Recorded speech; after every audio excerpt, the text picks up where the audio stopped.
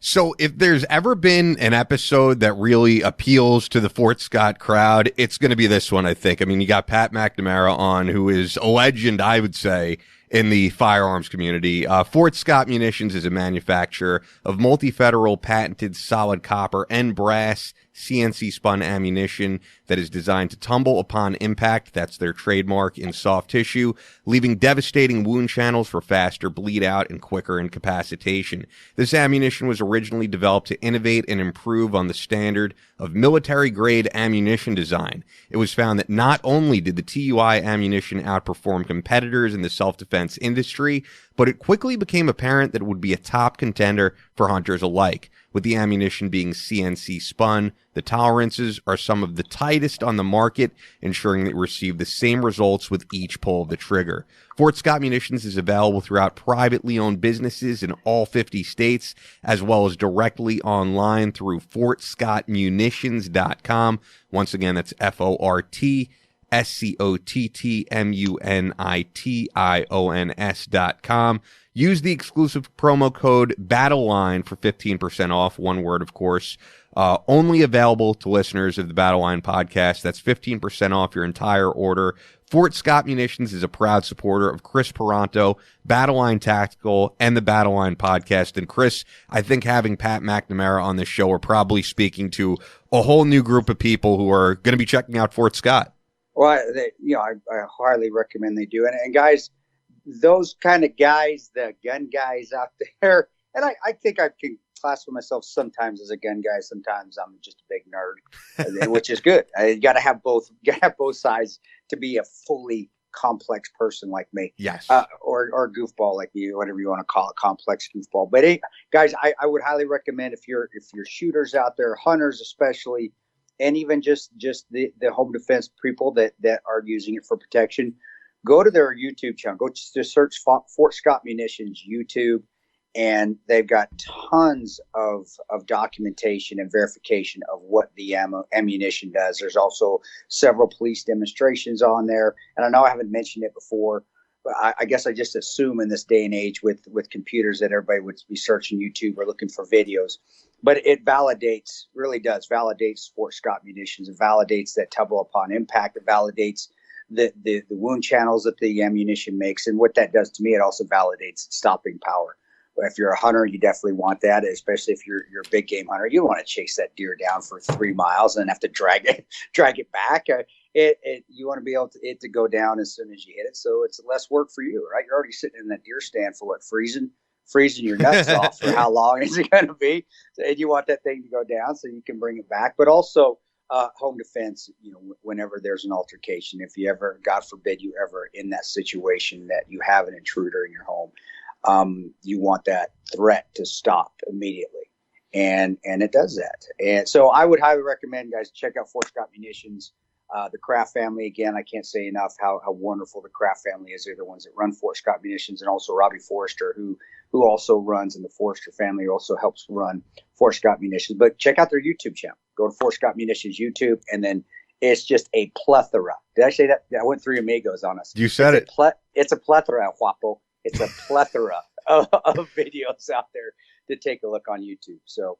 Yeah, you know what else I was going to add in there? I've been looking at their Instagram feed, and I don't know if you saw this. They actually just put this up yesterday as we're recording, that they have these new custom ammunition tins if you own a business. Yeah. And according to their Instagram, depending on most states, you do not have to have a license to sell ammunition. So you could put your logo on a tin if you own a business, whatever you're doing. I mean, that's a pretty cool gift that's going to make you stand out from your competitors, I would say. Yeah, it's better than a business card. It does, definitely. And I have 14th hour. They do 14th hour tins for my foundation, and they do quite well. And they're awesome. They're beautiful. They're brilliant. And hopefully we can get some Battleline tins done too. Oh, that would be awesome. And you can put a signature block on there as well if you want to have a signature on there. So they do talk the talk. They do walk the walk, just not on their ammunition in general, but just as just good, genuine people. And you want that within a company, because you know you're going to get whatever you ask for, and you're going to get top notch because they take pride in their work. Yeah, I agree, man. I'm psyched about that they're on board, and they've been on board this whole month. They're a great company to work with. So it's FortScottMunitions.com. Use the promo code Battleline for 15% off your order. only available to listeners of this podcast. With that, Pat McNamara.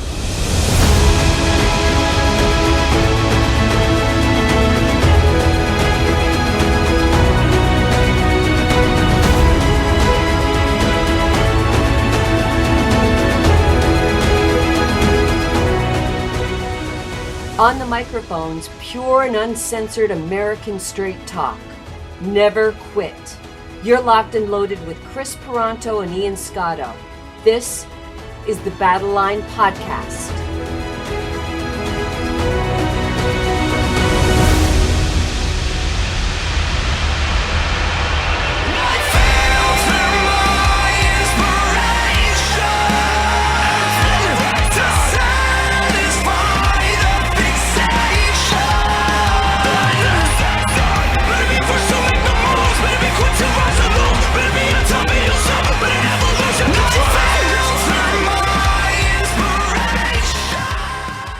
All right, so we're on episode 8 here. Pat McNamara joining us in just a few.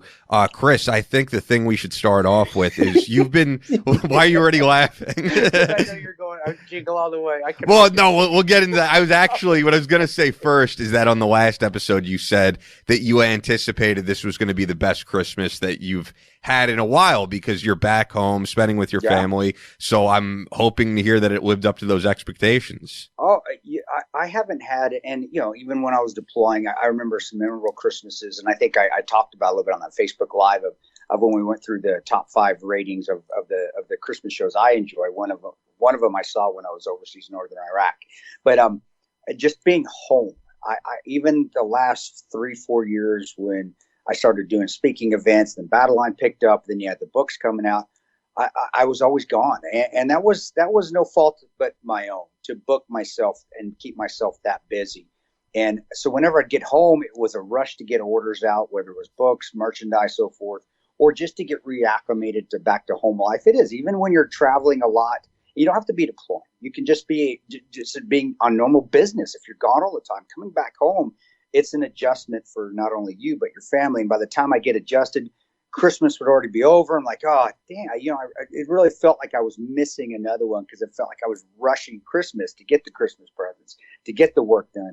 This time, I since I had control of my schedule this year, which I hadn't had in a long time, I booked nothing. I booked one event here in Omaha, 5 miles from my house, which was outstanding at the Inter 10 range here in Omaha, and a book signing, but it was here. I was just 5 minutes away from my house. And then I had one speaking event in Grand Island, which is down the road, an hour and a half away from me in Nebraska. And then I did have one range there in Kingman, Arizona, but that was like December 7th. So I was able to come back and be home. So I was able actually to get the Christmas presents done. I have a wonderful wife, Tanya, that got all the merchandise done. So the merchandise is already done when I show up. It's all I got to do is sign stuff. She already has it all done. And I was able to actually enjoy going out there shopping, going out there and actually taking time. People always rushing, getting presents. And I actually got to just walk around and take my time, get it all done. It was wonderful. And then just being home and actually my mindset was right, which is paramount this time of year. Just having a good positive mindset and wanting to Christmas to come and looking forward to it like I was when I was a little kid. And, it was amazing. And it reminded me of the very first Christmas I had when my first son, Christian is his name, I call him Bubba, wanted cake. That's what he wanted for his first Christmas. I go, what'd you want for Christmas? I want cake, Dad. So I got him cake. But this reminded me of again because I really got to enjoy and watching my 4-year-old and even my 15-year-old and my 11-year-old open presents. And I still believe in Santa. I think, Dad, you still believe? Yeah, I believe in Santa. Santa's still out there. Santa is in your heart and soul. And I got to feel like I was being Santa again. So I just kick back my cup of coffee and watch them open presents. And we have a little box, a little Santa Claus post office box in my house that if they want whatever they want for Christmas, they have to actually put it in that box. So Santa sees it. And my son's like, Dad, I'm 15. I don't care. You don't put a list in there. You don't get any presents. Santa doesn't know what you. So I really get into it. And then, Ian, you know me. I love Mickey Mouse. I love Disney. I love, we talked about in the last episode how big geek I am with graphic novels or comic books. Yep. I love Christmas too. I'm a big, huge kid at heart, and I just hadn't had a chance to be that kid. I was, when I was deploying, because even though I was gone sometimes, when I got home, I still was a big kid. I hadn't been able to do that for the last 4 years. And this year I was able to be that big kid again. And it was, we're still got a Christmas tree up, and I'm still going to leave. I got all my little houses, the mechanized houses that show lights, and the Christmas themed houses. When you go, like, they're little miniatures. They're going to stay up. I got a little pedestal. They're staying up there with my Thomas the Train set, and they're going to stay up. You're like my uncle. My uncle loves all this. He's got his crane set up. The difference is you have kids, unlike my uncle. With my uncle, it's just him and his dog Morgan, but he loves all that. You know what? I'll do the same when they're out of the house. This will still be up, and it was nice being home, and as I reconciled with my wife. For those that don't know that, I did. We reconciled last year. It was wonderful being a dad and being a husband on Christmas again, and just feeling good. It's been a long time since I felt good, and that was amazing, brother. And then the movies. Yeah, we'll get into that. You know what I was going to say though? It's interesting that you say all that about Christmas, because the thing that I think is just interesting is a lot of people who think like you, basically, who think that this is a time of celebrating the birth of Jesus and, the true values of Christmas. A lot of those people don't like the commercialization and Santa Claus. And it seems like you embrace all of it. Because it can be a happy time, and you do embrace it. You can look at it. Oh, this is a money-making scheme. This is you know what? Does it make you happy? Does it make your kids happy? That's Christmas. And when you say Santa in the spirit of Christmas, to me, the spirit of Christmas and the spirit of Christianity, the spirit of Jesus Christ being born, to me, that's the same thing. That's why I see it as it is a period of celebration, but more than anything, it's a period of being happy.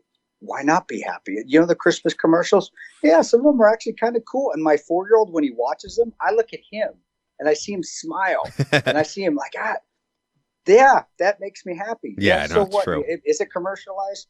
Of course it is. Is he smiling at it? Yes. Does he care this is commercialized? He doesn't know. It's just happy, and he's laughing, and he's, Dad, look, Dad, want that. Dad, look at that. Look 100 times. Super big Mario, super big Mario. He loves saying super. That's what Christmas is about. And you can always look at the negative side of everything, but you can also find the positive side of everything out there as well, which is what I was able to do this year, which I hadn't been able to do for, like I said, at least 3-4 years, last 3 to 4 years. And then occasionally when I was deploying, but there were a lot of times when I was deploying that I was extremely happy just to be home, and I'd get acclimated in enough time that I could enjoy Christmas as well. But this year was extremely special. It really was. I got to send you over a video I took of, there's one house in Port Washington where I live that really goes all out on the decorations, and it's amazing. And it's actually for a really good cause, which a lot of people don't know, but they have like a note up front that they put that basically they have a daughter that died from an eating disorder. She loved Christmas, so this is something that they do every year in celebration of her. And it is like, a lot of these houses in Port Washington, for those, listening, I'm not some type of millionaire. I live in like a small upstairs apartment, but there are homes in Port Washington that are like multi-million-dollar, mansions and stuff like this. This isn't huge, but it's definitely a much bigger house. And the whole thing, is really decked out for Christmas. Apparently even pisses off some of the neighbors, because at all hours of the night, people are coming by just to see this thing, including myself, because you see this from like a mile away. You have to go. I took some video and I'll send it to you. You got to. And what does it make you feel like? Like a kid again. Yeah, it does. It does. That saying, what was the movie where it was wrong? I think he said Abraham Lincoln said it. It was a funny movie. It's like Hot Tub Time Machine. Yeah. Where he said, it was Tag.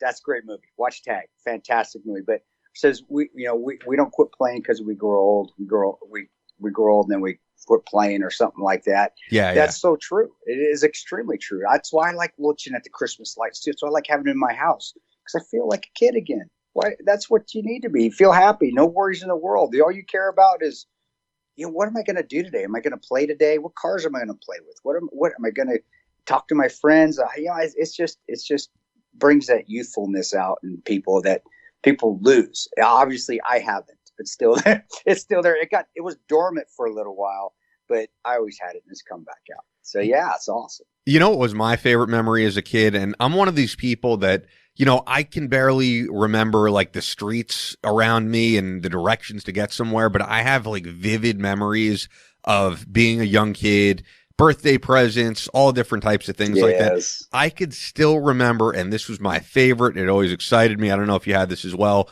When the fire truck would come around Christmas time with Santa Claus on the top, playing Christmas songs, and Santa Claus would come up to your house and give you a candy cane. I was in another world. I loved every moment of that, and I remember it.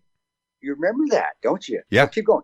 No, that's it. I mean, it brought a giant smile to my face. Like, when I think of the things I love about this time of year, I really do think of that. I think of how awesome, how magical that was, of, you know, the fire truck coming to your house, hearing the songs. And I mean, for those who don't know, I was raised Jewish, so it wasn't even necessarily my holiday, but I thought it was the coolest thing in the world. It just makes you happy. I still remember where we didn't have that, but we had the parades, and we'd go downtown and parades, and that's what you'd be looking for. It was just like, you've seen the Christmas Story. That was my little town. It was just Alamosa, Colorado. Go to the Christmas parade, see Santa, then go see Santa at the Sears and Roebuck or the Woolworths, because that's if they didn't have Woolworths anymore. I remember those too. I think they were still around when I was really young, if I remember correctly. And I was close to, I was in my single digits, between 5 to 10. Okay. And I love that. I still remember the parades, just being at the parades where they could still throw candy. Now I think some parades, because I'm in them. That's why you'll see me at the Fort Scott Days parade. I'm actually running candy to everybody, that 2-mile run. That's so in the cool. Summer, because I can't throw. You're not allowed to throw candy anymore. Somebody must have got hurt by a piece of candy. So here we go. But I'm watching and same thing, seeing that and seeing Santa and seeing him on the fire truck, because he would ride on the fire truck. Yeah. Do you remember the Hess truck? That was like my favorite present too this time of year. That's true. Yeah, brother. I remember him. I remember that immensely. It wasn't my favorite present. I loved it. I think every year for quite a while I got a Hess truck. I mean, it was for Hanukkah, but I got a Hess truck. That's so what I got. I was even a Star Wars geek then. I wish I could find the figures. I love Star Wars. Star Wars came out, the very first one, when I was 5 or 6, and I saw it at the drive-in. And I love Star Wars. So anything Star Wars or spaceship related, I wanted. I still have there's an old, it's called Starbird, where you tilt it up and it sounds like it's climbing. You turn it on, you tilt it down, and it sounds like it's decelerating, going down, and you could just fly it. Or I would just fly that around the house all day. Drive my parents crazy. I still had an X-Wing fighter from Star Wars, and I still had a TIE fighter as well, and the Millennium Falcon, and all those little figures that are now worth like millions of dollars. I had all of them. If you kept them in the package, which I'm sure you didn't. But that being said, I still collected baseball cards. Those are still all in mint, and I got a lot of. I mean, I got 21st rookie card. I got Mickey Mantle's. I got the old Wade Boggs rookie card. I got old Down Mattingly rookie cards. Reggie Jackson's. I got some money in baseball cards, and I did keep those in mint. So are those going to go on eBay, or do you think your kids will want them? You know what? They're going to go probably stay in the box, and then I will bequeath them to my kids, and then hopefully they just keep bequeathing them till they're like the Honus. Yeah, if you don't know anything about baseball, Honus Wagner, till they're the Honus Wagners of their time. If I remember correctly, I remember him mention this? Doesn't Glenn Beck own one of those? Like it's like the holy grail of baseball cards. I thought so too. I want to say I saw that as well. Yeah, I remember. You know what it is? I am pretty sure. Remember when he did that march on Washington? Yes, I'm pretty sure he incorporated it into the speech of him owning a Honus Wagner. And there was like a symbolic meaning behind it. You know what I mean? He didn't just say like, I'm rich, I have an Honus Wagner card. There was some type of symbolism, but he does apparently. Yeah, I is that where it's from too? I know it was from something like that. Yeah, I remember it too, bro. I just can't remember specifically what it was. And it was a tie-in because, hey, I own a Honus Wagner card. Yeah, okay, asshole. Right? So what? You got millions of dollars. But I think it had to do with like the rarity and why it was rare, and the thing is for those who don't remember it, I mean, regardless of if you're like a Glenn Beck fan or not, that was one of those things you had to watch because the amount of people at that rally on Washington, it was like astounding. It was never done before. And I remember being like, I just have to see what's going to go down here. And with that was when he was actually running the Blaze, right? Was that back when he actually had control, and it was the Blaze was the new thing? Yeah, I believe so. I mean, Obama was still the president. I can tell you that. Yeah, that was a big deal. I know the Blaze at the time too was it was the new thing, and it was what everybody was. It was the new fad, and he was doing a good job. I thought he was. I thought the Blaze did a great job when Dana Loesch was still new to that. I don't even think Tommy Lauren was. She may have been brand spanking new. Yeah, I don't even think she was around yet. I don't, because I believe this all happened pre-Soft Rep, and I actually remember her reaching out to me to get like Brandon and Jack on the show before anyone knew who she was. And I'll be honest, I was like, "Who's this hot chick?" Doing political talk. I didn't know anything about her, and then probably like 6 months to a year later, she blew the fuck up. Yeah, she found her niche, man. That's just how it is, and sometimes it works that way, sometimes it doesn't. I would consider that Tommy and our acquaintances. Maybe we could probably be friends. We've done some things before. It's not like we talk quite a bit, but I don't always agree with what she has to say. But she says it with vigor, and she's she's at that young age where a lot of people her age are not conservative, or at least they don't appear to be conservative in the mainstream media. But and I, as we talk about that, know that the mainstream media is going to make it show and make you see what they want you to see. So I can't just even say that as well. But getting back to Tommy, she does her thing. She does it. She sticks. She sticks usually to her guns. I would say. I think on The View, I think she kind of kept back down a little bit. I really do. When they called her out on, she went on The View. She wasn't as forceful as when you'd hear her on her own show, and I did. I saw that. I saw a little bit of that. But when you're, what was she, 22, 23, something like that. Man, she's older than that now, right? I'm sorry, Tommy, if I'm getting the age wrong. It's hard. It's hard when you get confronted with a gaggle of people, and you're putting on and you're now being called to the carpet. And you've got 5 people that you're in front of the TV cameras for, and you're on their stage in their home court. Yeah, it's kind of hard to be. It's kind of hard to say really what you've been saying and be as strong with the intestinal fortitude that you've been saying it with when you're just in the studio by yourself and you have your own podium. And, but again, it's that's Tommy. How are we going down? We're going down this rope to Tommy. I was gonna say, let's get back to Tonto's top 5 Christmas movies, because we didn't get to that yet. Yes, do that, brother, and you too, Ian Scotto. Yeah, I don't have a top 5, but I have a favorite. But yeah, let's hear your top 5. Okay, top 5. It will always be Christmas Story. Christmas Story is tremendous. Christmas Story, it really brings back to me that Red Ryder BB gun. I have my little Daisy BB gun, but that's what I wanted for Christmas. And just the family, the parents, the dad, how it all ties together. It really, it's Americana, man. That's how Christmases should always be. Sticking your tongue to something frozen. I did that all the time. Thought it was the coolest I could imagine world that. until you ripped your, I'm sure that's a stretch for the imagination of my dumb butt, sticking my tongue out, freezing it on a flagpole. And we lived in Alamosa, Colorado. If you search Alamosa, Colorado winters, it is one of the coldest places in the United States to live. So everything's frozen. Everything's always frozen. And but just at the end of it, the dinner, where dinner's ruined, and they still go to they get Chinese duck or Chinese turkey, which is duck or whatever they call it. And they still have Christmas dinner. And the dad just sitting there. It reminds me of my dad, just getting through the day. It's just like, oh my gosh, I'm just trying to be dad, and mom running the house. It's amazing. And then we talked about the parade.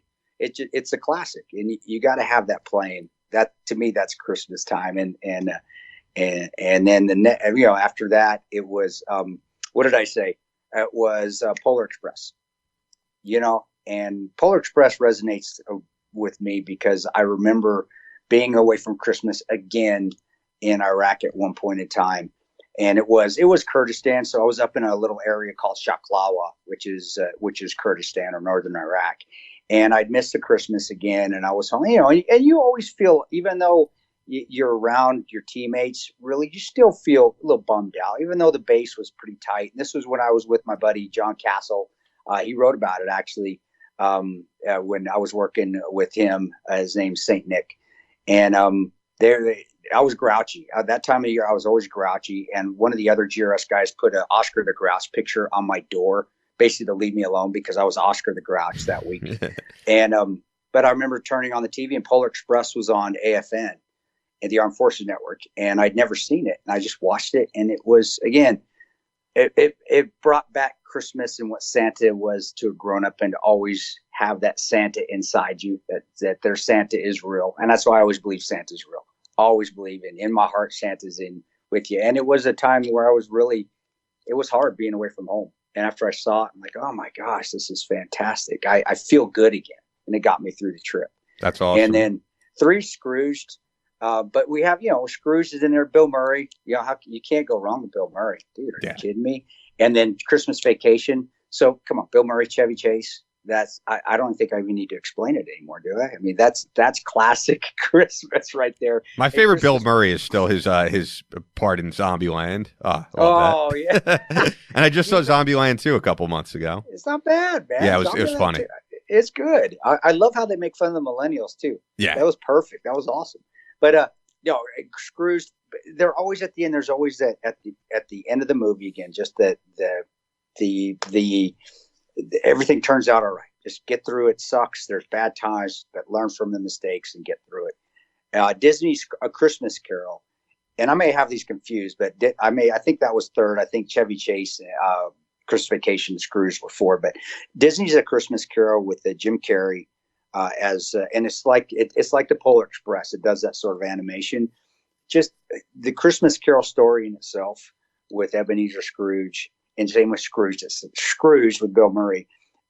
I think it's great because if somebody learns that greed and money is not as important as love and friendship, and they learn something from it. Whenever there's a lesson learned, especially around Christmas time, it's brilliant. And the way they did it with the Disney's A Christmas Carol, me being a Disney freak anyway, it's entertaining.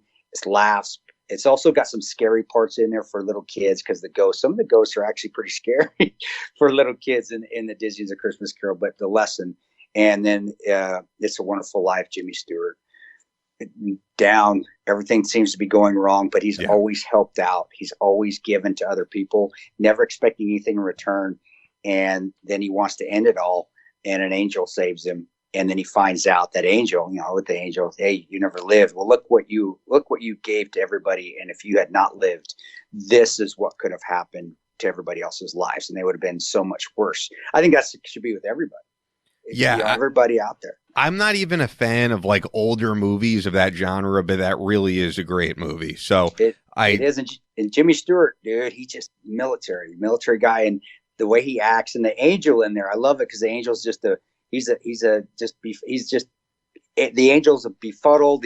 He's not real bright, it seems like, but he's just always just trying to earn his wings. That still resonates with me today too. Whenever I hear a bell ring, the angel got his wings. I still think that. Yeah. So, yeah. Well, there you have it. I was gonna make the argument for number 1, Jingle All the Way, Arnold Schwarzenegger, Sinbad, great movie, but we do have to get Pat McNamara on. Yeah. But that's personally my favorite. I just love that movie every time I see it. But we got to get to Pat, so I'll ask you this one quick question that we have, email, and you guys could send your emails over to battlelinepodcast@gmail.com. And this one is from Dave. This is an interesting, kind of funny question. Chris, have you ever deployed in a Hawaiian shirt? I've read that this is sometimes actually done as a way to, quote, blend in some environments. Only if you're Magnum PI or what? I don't know. I have never got to go to deploy to Tahiti before, but dang it, when that contract opens up, I'm going there. No, bro. And you're not even contracting. You're like, if it's a deployment involving a Hawaiian shirt, I'll go. I'm going. I have no idea who I don't know what contract that would be. No, I never have. Long sleeve shirts that became fashion or fad by Healy Hansen. Those who I may be thinking of that, or 511 made them, or Columbia shirts where you look like a contractor. That may be what you're thinking of. But as far as Hawaiian shirts blending in, Man, I've never met an Iraqi Hawaiian or an Afghani Hawaiian before. So I would say no, that is not accurate. But that being said, I have never deployed to Tahiti or Bora Bora or anywhere like that. And I'm not laughing at you, brother. You know, you see that a lot in movies, where you see contractors come back and they're wearing Hawaiian shirts. It's a stereotype, and it's a stereotype that was built off, I'm sure, a movie somewhere. But no, but button-down shirts, yes, button-down shirts, and actually Vertex clothing makes fantastic button-down shirts. They were the best conceal shirts back in the day before they were actually conceal shirts. Photographer shirts, photographer bags. That's how those things have now become. If you see tack bags out there, they were based off photographer bags, what professional photographers were utilizing. In fact, that's what I carried to get away from all that dang 511 crap, which made you stick out like a sore thumb. Is I would go to just normal clothes, and then also the bags, not the tack bags anymore. I got a photo bag. I used a Canon camera bag, and that's what I put stuff in. So if I had to get out of a truck, I may not look Afghani or Iraqi, but I'm not looking like a contractor getting out for war when I'm not supposed to be looking like that. I look like a photographer. Yeah, who do you work for?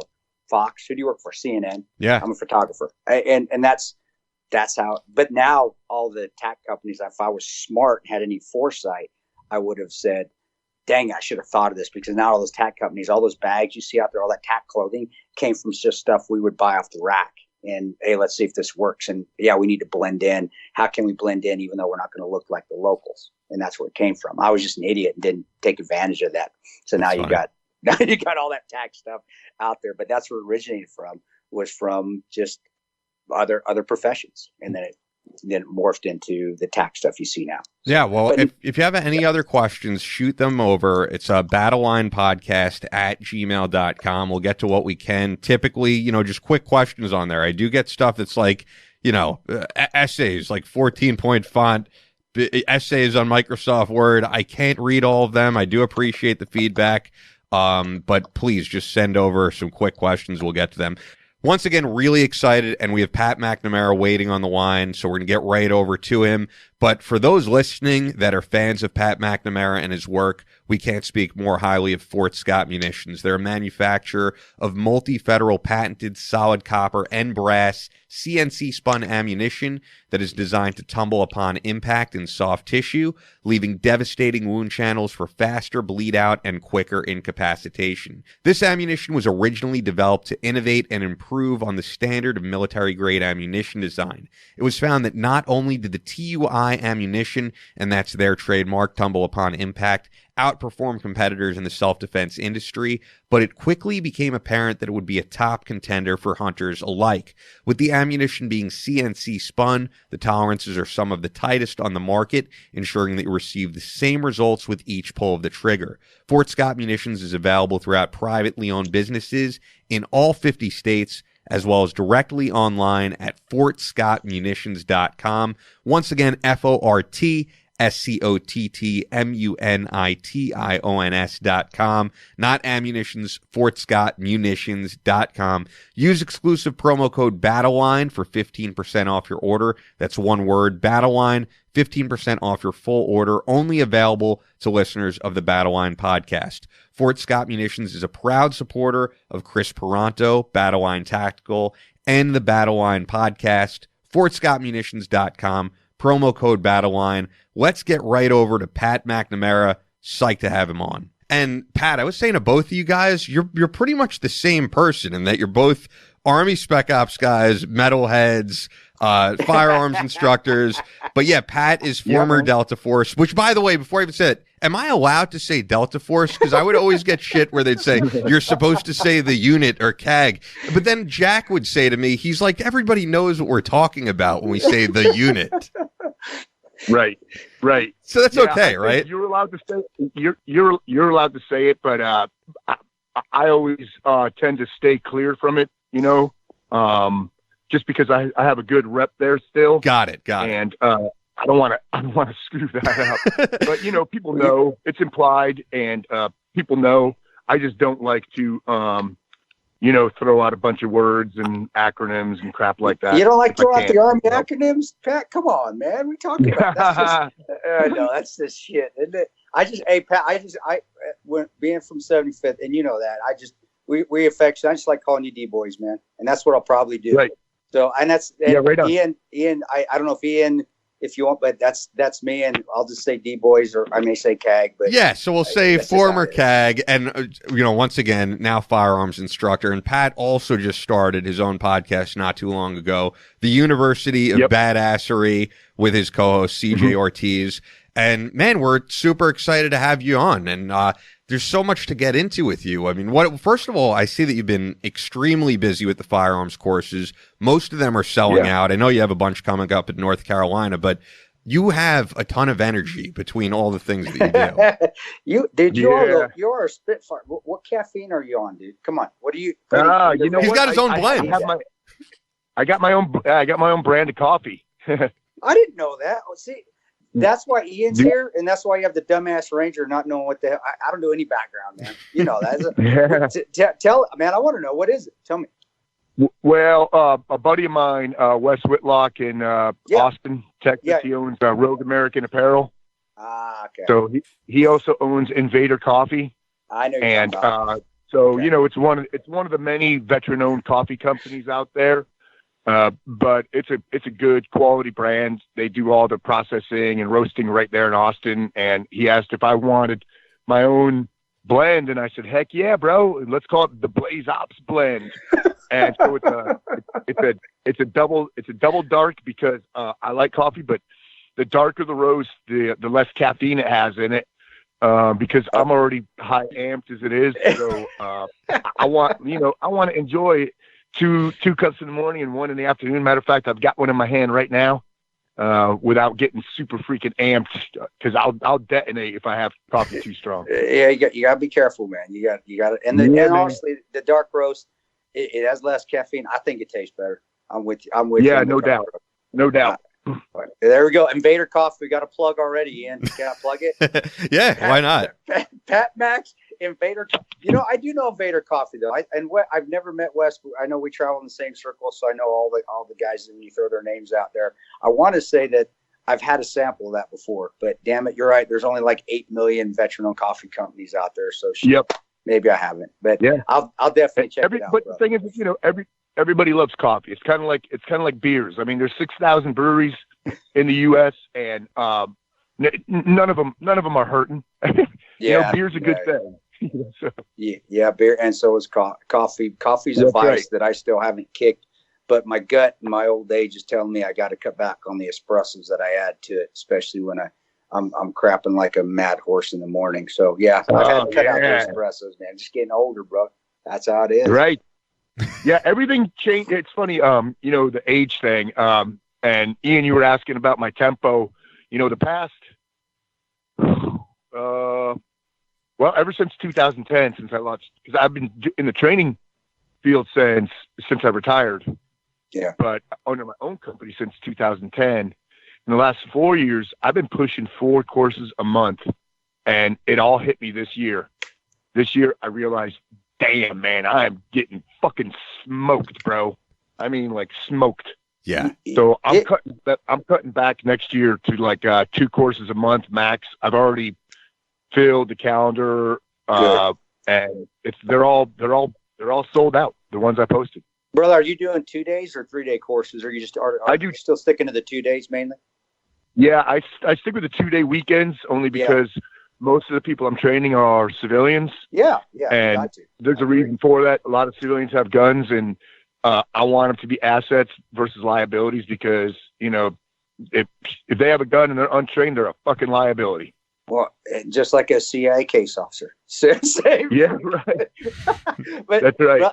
Bro, I have to agree with Pat too. Teaching, people realize when you're up there talking and instructing, especially if you bring energy to the instruction, because you got to get people involved, especially when you get a bunch of strangers in a room that aren't forced to work together. You have to bring that energy to bring the camaraderie in 48 hours.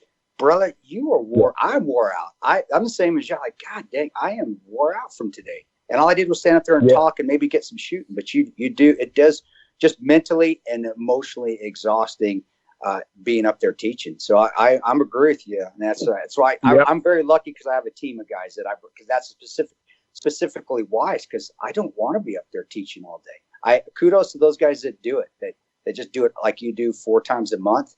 No, hell no, dude.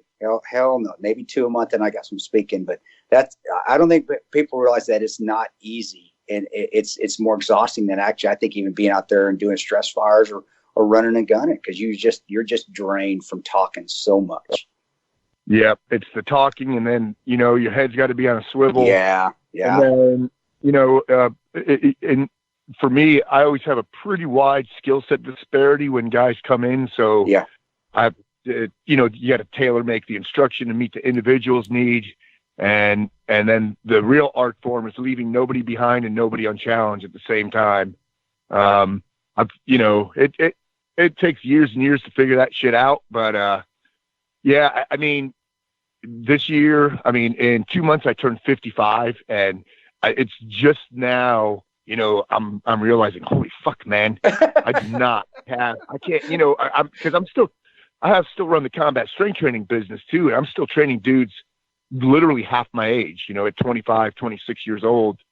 And, I'm realizing, damn, man, I'm no spring chicken anymore. I'm really surprised you guys have not crossed paths, because I think it's safe to say at least of the Army Spec Ops firearms trainers, you're 2 of the most in-demand guys.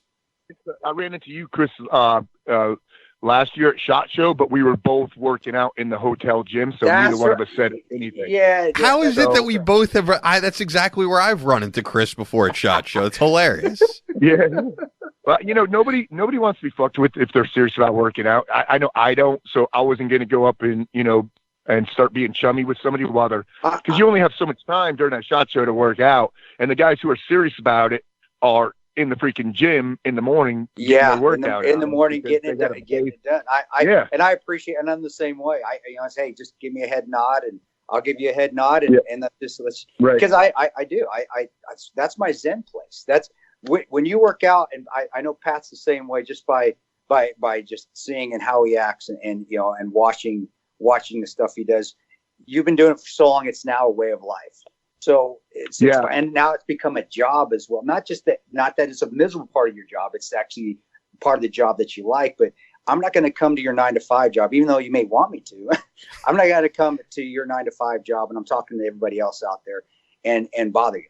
And I shouldn't say bother, but guys, that's just, come on, that's just leave me alone. Let me get my thing on. People are most of the time, though, extremely, extremely respectful. But those that do work out a lot, if I do they'll just give me a head nod. Or if I recognize somebody that I may not know or is not a good friend, I'll say, okay, head nod, and let's just keep going on about our business. Because especially, Pat, you're the same as SHOT Show. That's even in itself exhausting, because you're going to get pulled 8 million different directions. And I do. I don't even like it. I go there because I have to, because of the sponsors I have. But other than that, I wouldn't go. I really wouldn't. Right. Yeah. You got to you got to fulfill your obligations. I don't, when I go, I don't even go in to SHOT Show. I stay out, and on the periphery, and meet and greet people as they're coming in and out, because then I get to choose. Now it's my venue. Okay, I'm gonna come by then. Where do you? I usually stay in the Venetian, and I always walk past the hallway down where the Starbucks is, and that's where right. I enter. And is that where you're hanging out usually? At that part? Well, there's a restaurant called Yardbirds, and everybody knows. I know, Are you right there on the edge? That's my office. The past 6 years at SHOT Show, and everybody knows it. All right, I'm not going to be there in January. I'm going to do something else. Dude, good on you, man. Again, I have to go. I don't have a choice this year. Yep, brother. Good on you. Do you have something else coming on? Family stuff? Can we ask, or is it? Yeah, you could ask. You'll probably see pictures on the interweb, because I'm going to be on a beach somewhere drinking something out of a piece of fruit, and I'm going to take pictures and hashtag them SHOT Show 2020. You some bitch, man.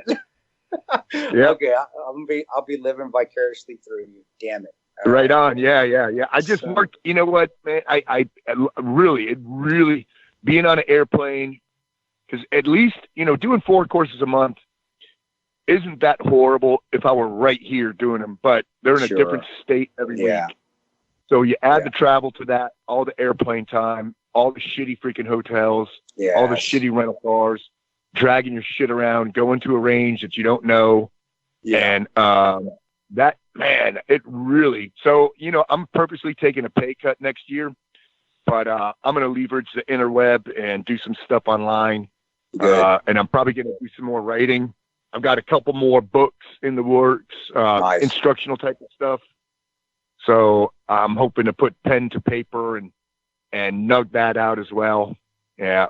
I'm really freaking wiped out. Yeah, no, I mean, that's awesome though, because you do have a huge Instagram following, currently at 321,000 followers, and they're real followers. I mean, they're very interactive on your page, at TMAX Inc. on Instagram. So, I mean, it's a great way to spread what you're doing. You know what I wanted to ask you? One of the last times that we spoke, I missed you when you came to Long Island, which would have been great to be in studio. Because you were on Long Island to see Judas Priest at Nassau Coliseum, right? That's right. Yes, so I'm wondering, what other shows have you been to? I know you're a guy who goes to a lot of shows. I'm thinking maybe the last of these Slayer shows. Anything interesting? Damn straight. I knew it. I knew it. Hell yeah. And give us the recap. My wife became an instant fan, because she wasn't a fan of either like Lamb of God or Slayer that much. She liked a couple tunes, but when you see him live, dude, holy crap. I mean, you're seeing professional musicians and professional freaking rock stars, and she became an instant fan. That was a big show, that Lamb of God Slayer. And I went and saw Priest twice last year, highlighting their new album. And I was very pleased that both of their concerts had a completely different lineup of tunes. That's awesome. And the second one that I saw, they went way back, to Sad Wings of Destiny and Stained Class, and just pulled out all the freaking punches. And Rob, man, that fucking guy still has a 3-octave range, man. Can he move like he used to as well? Is he still moving? He's never been much of a flashy mover. He's not like a David Lee Roth jumping around, but he walks the stage back and forth and back and forth. He's not a Bruce Dickinson. Rob's not going to do any sprints on stage. You know what I mean? But man, he is a showman, because between every song, it's the gay guy in him. He goes back between every song and does a costume change, with a different, but he knows that, he's flamboyantly gay, and that's his thing.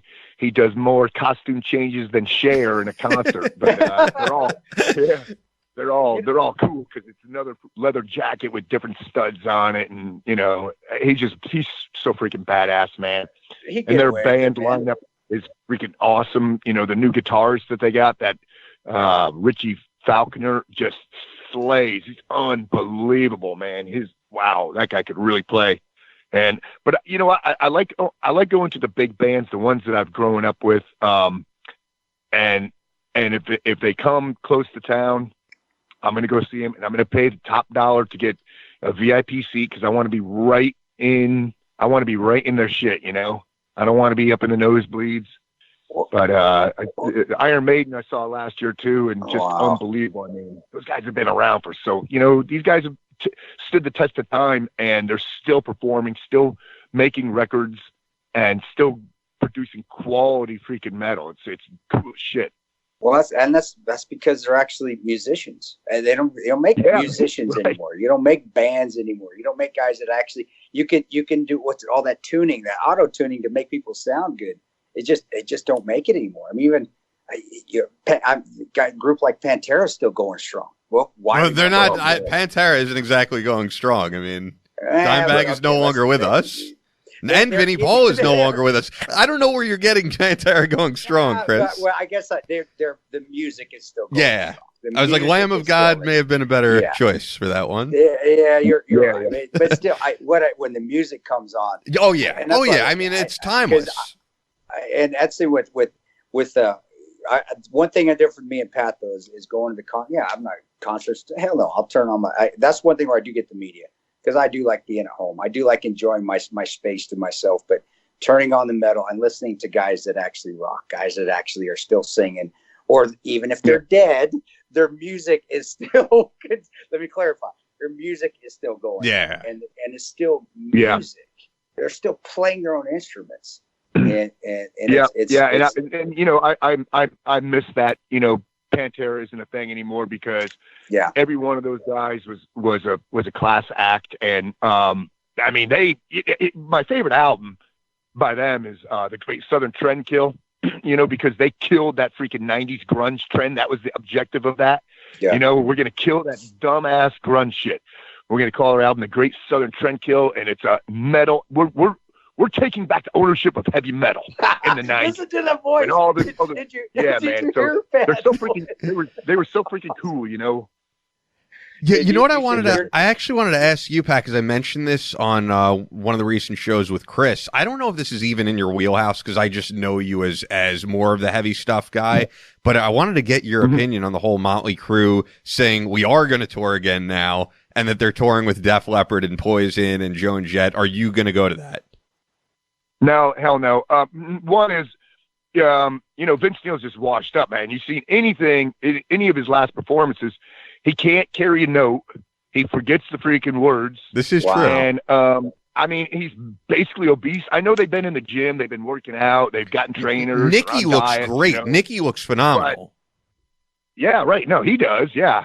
But, so here's a band with a front man, right? So when you have a front man in a band, that's all you do, like Judas Priest, like Iron Maiden. I'm not talking Metallica because James Hetfield runs the show and he's a better guitar player than what's his face, Kirk. But when that's your job as front man, you've got to kill that. You've got to kill that part. And Vince, his last couple concerts, they're like YouTube sensations because they're so ridiculously stupid. With him just, he just looks like shit and he can't freaking sing. He can't hit, because all those early albums were high notes. Oh, yeah. And he lost that ability. He totally lost that ability to hit those high notes. That's why I go see, I'll see Judas Priest 10 more times. If they came to my town 10 times next year, I would see him 10 more times. Because Rob Halford could still carry, he could still carry all the, man, he could do, all of the old freaking tunes. He could do Dissonant Aggressor like it was yesterday. And, but nah, I won't go see them because I'm sorry to say, but there has been. Joan Jett, come on, man. And, you know who really lost? I was just going to say, who really lost the ability to hit the high notes? Because I was at their farewell tour, if it really is a farewell tour. Kiss, man. Kiss is basically up there lip singing. Kiss has insane amount of backing track, and then you could hear Paul Stanley talking in between songs, and it does not sound like the vocals coming out of the microphone. They are purely up there playing to a track. Right. Yeah, that's a bummer. Yeah. I think, you know what? I think guys should go out like Slayer did. Slayer made a year-long tour, bro, right? A year. And telling everybody this is it. But they started strong and they're finishing strong. And I love that, man. And I hope they do. I hope they stay away. I don't hope they come back and do a reunion tour or something like that, because they've earned the right to fucking retire, man. Those guys do. And man, they really kicked ass in that last show that I saw. It was unbelievable. And they were humble too, Yeah. They were humble. They appreciate that they have a massive fan base that ranges from 12 years old to 70. And they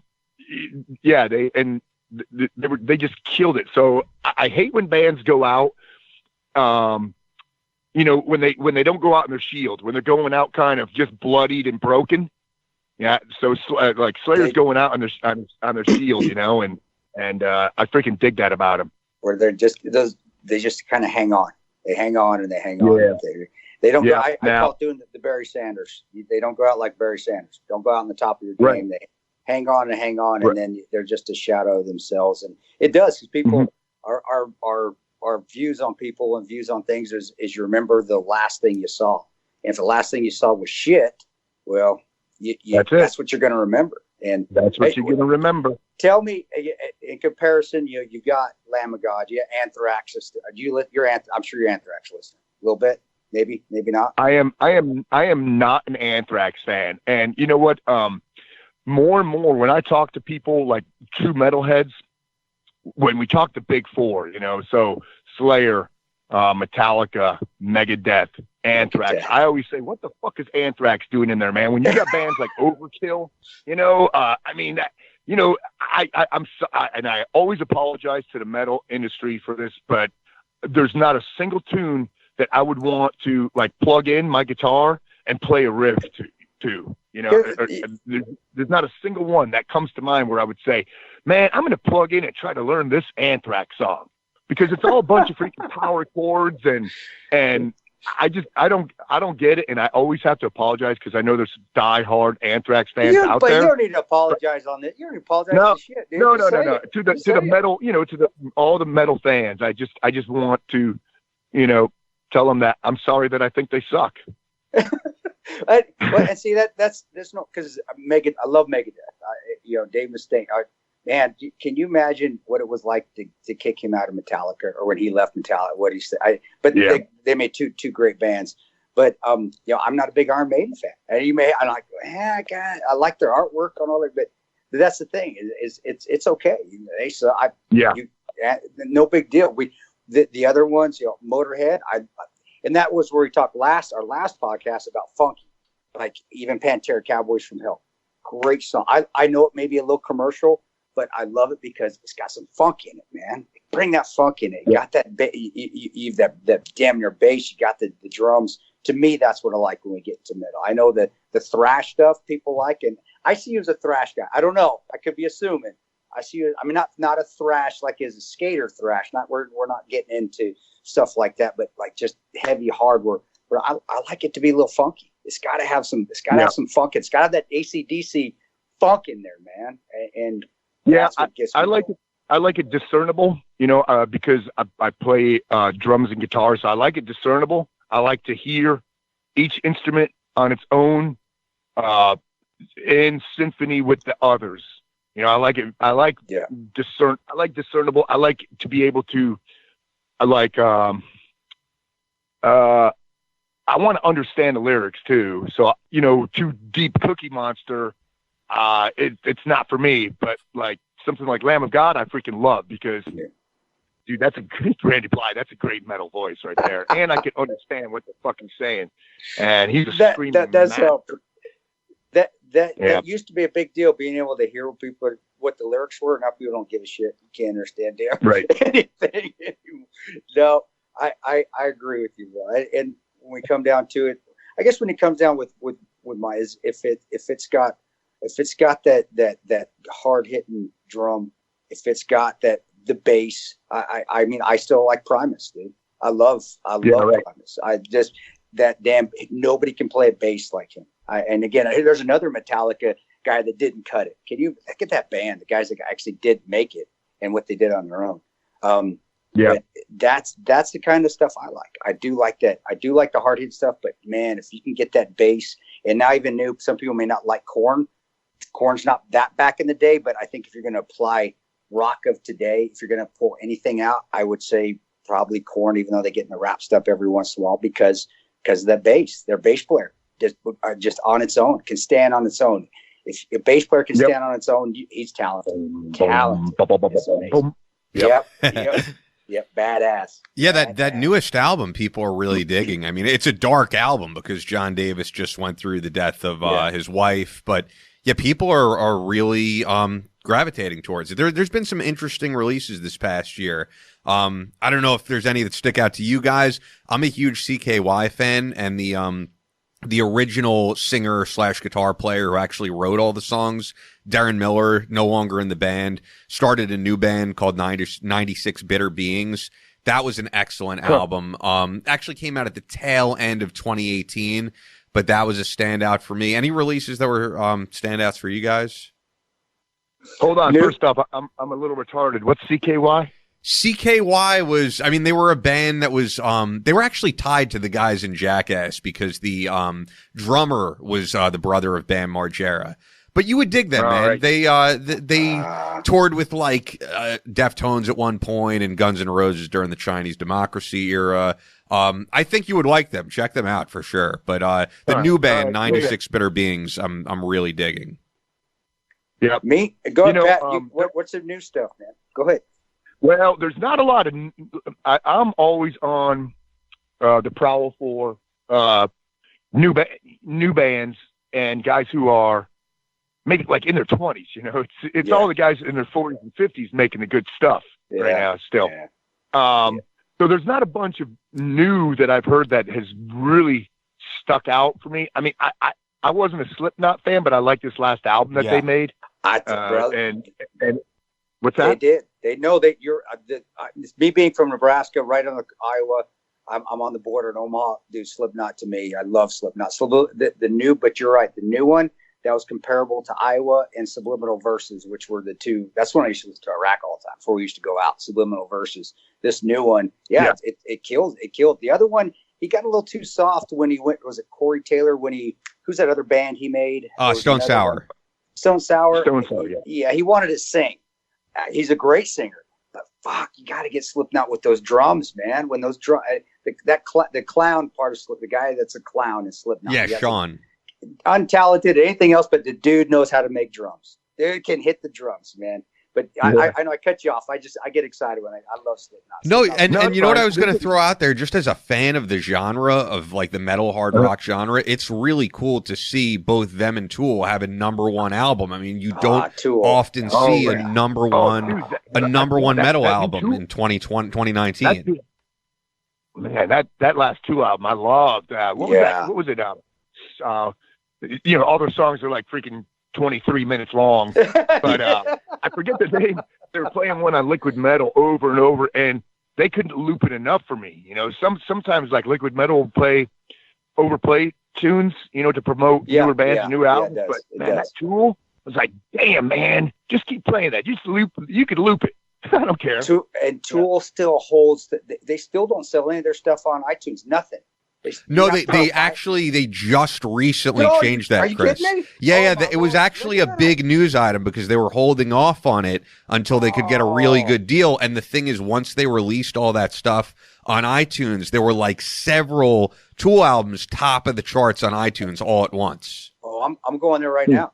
I'm going to get my computer while we're talking, and I'm going to download some. Check it out, man. It should be there. It should be there and Spotify and all that. I know that they held off.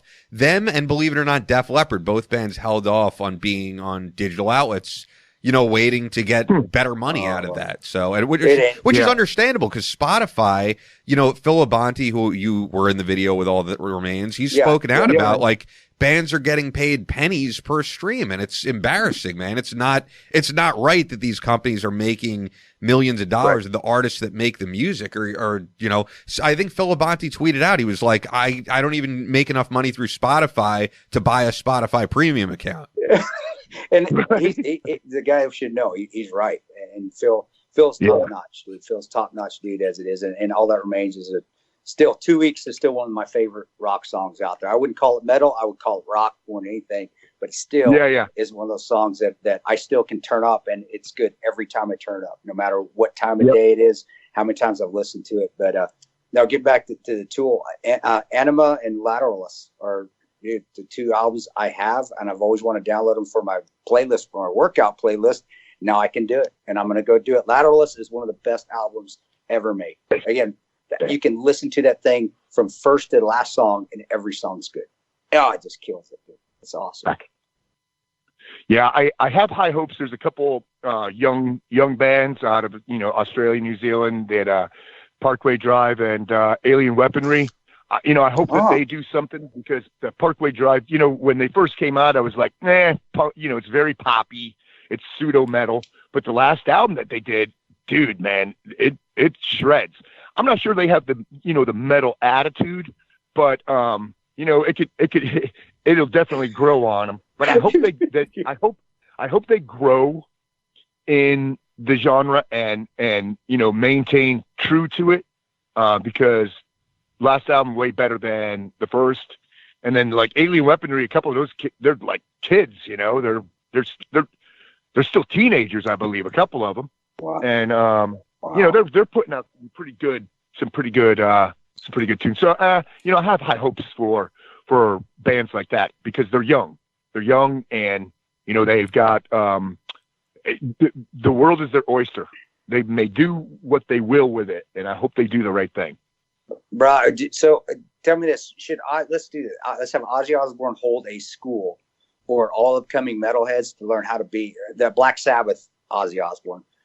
If they should all come through his school, this is how you be a metalhead from here on out. You have to attend the Ozzy Osbourne Black Sabbath genre school for metalheads, and then as soon as you graduate, you can move on. Because I think he could teach them a thing or two, even the bat biting the heads off bats. I know. Yeah, I want my metal guys to be metal, man. I don't want them wearing polo shirts and shit like that. You know, on stage. I want them to resonate that badassery, you know, that attitude, that metal freaking flair, and you know, just I mean that's part of it, you know. That's a big part of it. I don't want them up there, you know, all clean and looking like they're going for a job interview at Walmart or something. Says you got to have the long hair, even if it's greasy. Don't wash that shit for days. Get that greasy. Either long or bald and tattooed. Or bald and tattooed. Yeah. Speaking of bald heads and tattooed, I love Rob Halford too because his head is so. It's one of those. He reminds me of those ephus you used to watch on Popeye. You know, with the tiny heads and the big ass bodies, and he can pull it off still. It doesn't matter. His head just doesn't work for that body. And then the pipes that come out of that, just unbelievable. I need to go see him before because I've never seen a live show with him yet.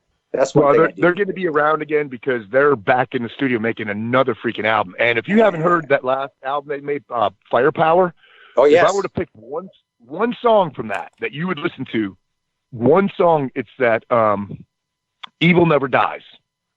Oh, wow. And holy crap! I mean, it'll tear the flesh right off your bones. It'll peel the paint from the wall. I mean, there's double bass in there, and I mean, it is a metal tune, but it is so Judas Priest. It could be on the flip side of Screaming for Vengeance or Defenders of the Faith. I mean, it's badass. That's a good freaking album. I mean, 4 of their tunes on there are big hits in the metal world. I mean, you know, 4 of them, and the others are good, but damn, man. Wow. Yeah, so they'll be around. They'll be touring again because they're making another freaking album right now. Chris, leave the house and go see a show, man. Do it. Right. They'll get down here to Omaha. Believe me, they'll get at the center here. We got a big rock following. I mean, come on, even Midwest. I know we like country here, but we still got plenty of rednecks that still like their rock and roll, man, and they'll like the heavy metal. No, I mean, if they're a band you love, it's one of those things where it's, you know, it's worth going to be able to see a band that has that legacy. I'm wondering for both of you guys. I mean, you guys are both decorated service members. You know, like I said, one Army Ranger, one guy who's been in CAG, as we talked about earlier. Did listening to metal music help you out in those deployments with the amount of aggression you had to have in you? Hell yeah, bro. Go ahead, Pat. No doubt. No doubt. I mean, we called them pre-assault tunes. What do we got for pre-assault tunes? You know, and you had to appease the masses because not everybody was a metalhead. Yeah. So you pick something like For Whom the Bell Tolls, you know, by Metallica, because even if a guy's a country guy, he's gonna like For Whom the Bell Tolls. You know, Metallica's the great gateway drug. It's kind of the band that could, you know, appease everybody's taste, regardless of whether they listen to dance music or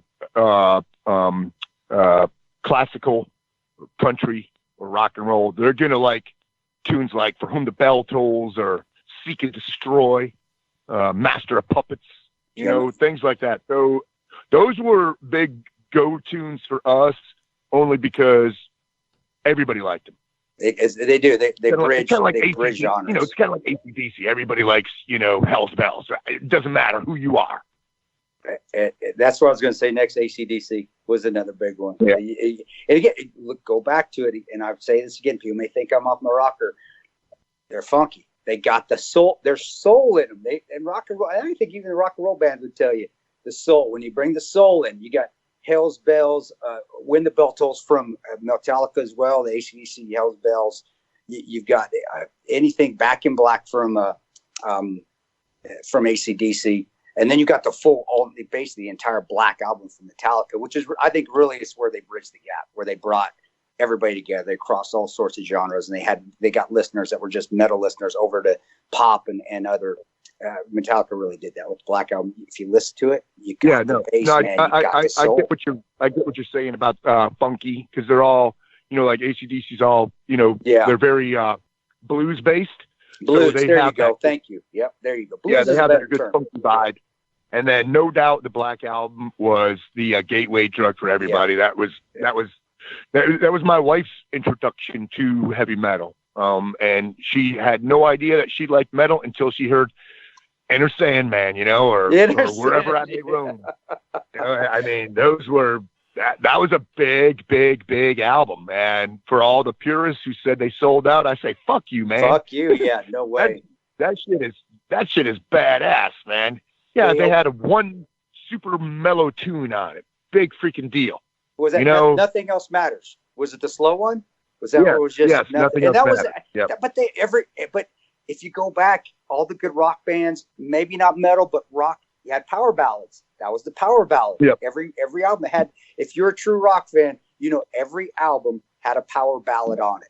Everyone. And that was it right there. And it wasn't, and for a ballad, it was still pretty hard. Or if you were doing the Monster Ballads commercial, you would say, every bad boy has a soft side. That's right. That's right. Mine was Slipknot, man. I know we can go older back. I love Metallica, but I'll be honest. It was when Subliminal Verses came out, that album, which was a 2-disc set. I listened to it, and I listened to it every day. And I do even remember, even on the side of a Humvee before we were going out, or even when we started driving Lavs around, which are just light armored freaking Suburbans when I was contracting at the time too. Dude, I would be on the back of that thing jumping up and down to the entire album, the Subliminal Verses, the entire one. And I was a maggot. You could consider me a maggot. If I was ever going to a show, I would have been with all the maggots there, which was the inner crowd that the Slipknot called their inner circle. I loved them. And I did listen to other rock music, but Slipknot's what I always got pumped up to all the time. Love Slipknot. Yeah, that latest album of theirs, turned me into a fan, because I had to go back and listen to a bunch of their older stuff as well. You got to. And Nero Forked on the new album is love that song. That's that dude. That thing just kills it. I turned that up in my truck with my 4-year-old, and we're headbanging. He's just banging his. We're just getting after it. He loves it. I am just such a fan of anything that is ultra heavy, but also has some like melodic feel to the hook, and that song has that. Hey, what? Yeah. Tell me, we haven't got. I'm doing a Facebook Live where we're talking about this, Pat. So, yes, sir. People ask me here, what do you think about Scorpions? What do you think about Kenny Wayne Shepherd and which Blue on Black? Blue on Black. That was actually Five Finger Death Punch. That's Kenny Wayne Shepherd's song. I didn't think that was. But what about that? And also Black Sabbath. They're asking, hey, what do you think? Should these guys be included? I mean, think about them. How are they asking? Do I like them? Should they be included as far as how are they rock bands, metal bands? Why do we leave Black Sabbath out? Scorpions? It's just people asking questions. Say, hey, man, what about these guys? Well, what about these guys? Yeah, they're all three completely different. Black Sabbath, absolutely metal, right? Yeah. I don't think they turned metal until like their third or fourth album. They kind of eased into it. Yeah, I mean, you hear Hole in the Sky, that is metal. Right.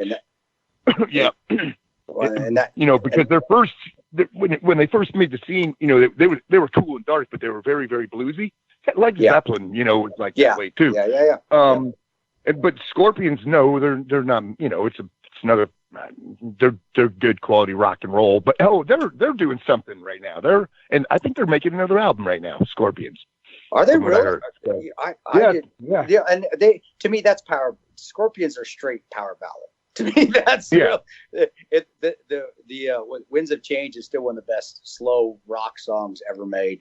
They got voices, but I'm saying I would treat them more like rock than heavy metal. But God, that dude can sing. Their lead singer had some pipes on him too. I think he did. I love the way what he sounded. But I'm the same as you and Black Sabbath. But when you have Ronnie James Dio, you're going to eventually become metal. You're good in the band. And now, correct me if I'm wrong, Ian. Did Ronnie? Did he die? He died. Yes. And not only did he die, they are now. And I'd love to get your take on this, Pat, because I'm guessing you probably know. They recently were touring with a hologram, so you could go see a Ronnie James Dio hologram live with a band. Yeah. Nah, I'm not. It doesn't do anything for me.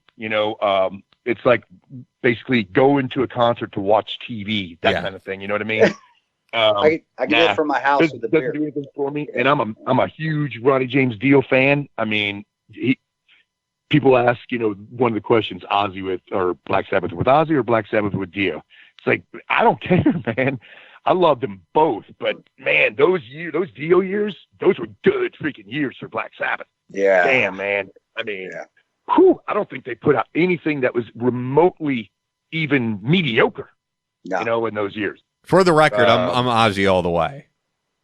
Yeah, right. Yeah, I'm just a big Dio fan, so I don't care. I'm not going to say, I'm not going to pick one or the other. But yeah, the purists are going to say Ozzy. Forget about it, no doubt. I don't know. I don't know, man. I always like I would consider him the support guy if you want, but the support guys are always needed in the support. If you don't have the support, you fall apart. So I don't know if Dio wasn't there. I don't think Black Sabbath would be Black Sabbath. I don't see it. I think so. I mean, the first, I think I may have told you this, Ian, but the first album I ever bought, I was 14 years old. This was in 1979, and I went to a yard sale, and I'm pulling out big vinyls out of a milk crate, and I'm thumbing through them, and I pulled one out, and I'm like, what in the hell is this? Some guy running around the woods with a cape on and a sword. Black Sabbath, Paranoid. And I bought that album for a quarter. For a quarter, I bought it. I brought that home and I played it and played it and played it on my turntable. Didn't even have, speakers. Just a turntable with that one speaker. So even at 11, it wasn't very loud, but I just played and played and played that album, and I still have that album. It's right in my shelf right now, and it still plays well. That's you always remember that. You always go back to it as we're getting older, dude. I'm almost 50, and I actually still have 8 tracks. I still have, and I know they're not rock. That they weren't at the time, but the first 8 track I got was from my sister, and because of the vocals, and I don't care about his sexual orientation or not, was Queen, dude. I know they're not rock, but they're my first 8-track tape, and it was from my sister. And I still, Freddie Mercury, I still listen to that voice, man. Gosh, just the voice, the octave, you just can't replicate that. Just like Rob Halford, you can't replicate that voice. You can try, can't do it. Freddie Mercury, you can try, never going to be able to be done. But that was my first 8-track. So we're not getting off the rock subject a little bit, but that was and I still have it, and I still look at it. I didn't really get into vinyl till later. I was 8 tracks. And then maybe say that crap about me. I didn't know. I didn't have, when I was growing up as a kid, I really didn't know. I take it back. I had a Supertramp record. I got it for Christmas when I was 5. For some reason, I liked Supertramp, and I don't know what happened to it, but I still remember the 8-track that I got. And that's just, you can go back and just remember those days. Can you remember just like when you got it, you pulled it out, found it? Do you listen to it all the time? Do you remember the feeling the first time? I mean, I just kind of want you to go into a little bit more. I do, because I'm getting something out of this. It really is bringing back some memories for me on other things. At the time I was listening to, I was a big Who fan, so I had everything that the Who did. Okay. And I was also at that time going through kind of a metamorphosis. It was a big deal. It was a big portion of my life, that 14, 15 years old, because I had an older brother who tormented me. It was really bad. It went on for years and years. I mean, it was, and wow. He went to jail when I was 14, the first time he went to jail. So I had about 1.5 years, 2 years to get ready for his return. And that freaking album right there, it turned a switch. No longer was I listening to the Who. I was listening to motherfucking Black Sabbath, you know, and I was starting to work out. I got a weight set, you know. I remember getting a weight set for a birthday or something like that. Was it Weeder? I got my Joe Weeder weight set when I was in 5th grade. Seriously. No, it was those, you know, those plastic filled with concrete. It was the cheapest Walmart version. Yep. Had no idea what I was doing with it, except, you know, curls and presses. Lifting stuff over your head, just curls and presses. But and then I started wrestling, joined the wrestling team. And so I started growing, you know, a lot. I went from this really meek, just sissy ass, punky kid. I mean, good. I was a good kid.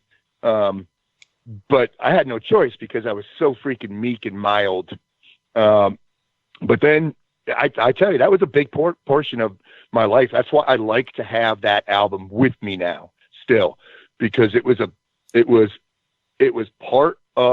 one of the ingredients that helped change into who I am today. Life changing music. You can always pull that back to a song. I hear a song that was life changing. I remember a song when I was getting divorced and I was my first divorce, going crazy. I got kicked out of Ranger Battalion the first time I was in. I actually went in twice. I did redo everything again. But I remember when I finally came out of that funk, I heard a song called The Toadies. I was down in spring break. I actually went to a spring break on South Padre Island where I met my second wife. But I was down there because I was still at that age, and I know it wasn't a rock song, but I remember hearing the Toadies, and it came on, and I remember that shit, everything's going to be okay. I'm gonna get through this shit. And it was a song. It was a song. I remember when I hear that song, I remember the feeling. And it's the same thing when I listen to Slipknot subliminal verses. I remember getting amped up. I still remember that we were going down into down near Solder City where it was fucking everybody was bad, but we were going to route wild, and it was going to be terrible as shit. And I still remember turn on Slipknot and getting jacked up with my buddy Joe from 3rd Ranger Bat, and then also another Ranger by the name of Lucas Harvey. We were wearing out those shocks, just getting amped up, ready to go out. And I still remember listening to Slipknot, man. And then when I hear the Slipknot songs, any part of Subliminal verses, anything in there, it reminds me of that moment, that person in time. Oh, yeah. And getting angry, not angry, out of control, angry, getting, okay, mean on. It's time to get the fucking mean on. Let's go do this. Then it sounds like it's the same thing. That's fucking awesome. Yeah, that's awesome. 100%. I got a good song story for you, a good rock and roll song story about, bringing back memories and stuff like that. So I loved the hair bands. I loved them all the big ones. Amen. I love them all too. And I'm going to interrupt this very quickly, Pat, because you're going to like this. The outro music that we have is Mark Slaughter, and Mark gave us permission to use. Slaughter. So cool. No kidding. Right on. Yeah. I love it. So Slaughter's up there. And I have all those freaking CDs, all those CDs. I have them all, every one of them. I used to have cassettes, but then I bought them all on CDs. Starting in when did CDs the late 80s, something like that. Yeah, late 80s. Yep. Because late 80s. That's when I started. When I was graduating high school, that's when Slaughter came to Grand Junction, Colorado. I remember Slaughter coming in, and they came with Winger. Remember Winger? Yeah. Pop guy. I love Winger. We don't need to talk about Winger. That's different. Go ahead. I'm gonna ruin the moment if I keep talking about Winger. Sorry about that. No. I love Rat. I mean, they put out so many albums, and I think they had to try to put out crap because all their shit was good. They just synced well, They did. Yeah, I love the voice, and the guitar riffs were all their own. It wasn't like they were trying to replicate anything. And they had that funk, they were funky. So anyway, my song, yep. Round and Round was even funky. Yeah. So I'm in selection for the unit, and the last exercise is an extraordinarily long walk, and so I take off at 1 a.m. in the West Virginia hills, and it's raining out. And I've got my first, point that I've got to go to. And I know I'm going to be walking for 16, 17 hours, something like that. Yeah. And I say to myself, man, I hope I don't get a bad song stuck in my head. And the song so I purposely stuck a song in my head. And every time, when I hear it nowadays, I still get goosebumps. But it's Nobody Rides for Free by Rat. Great song. That's a great song, dude. Dude, so nobody rides for free. Totally have that in mind. Intro on that intro, when it comes in. Yep. Oh man, that is freaking cool. It's eerie. When I do the editing for this show, I'm gonna have to play that a little in the background so the audience can hear that, because that is such a kick-ass song.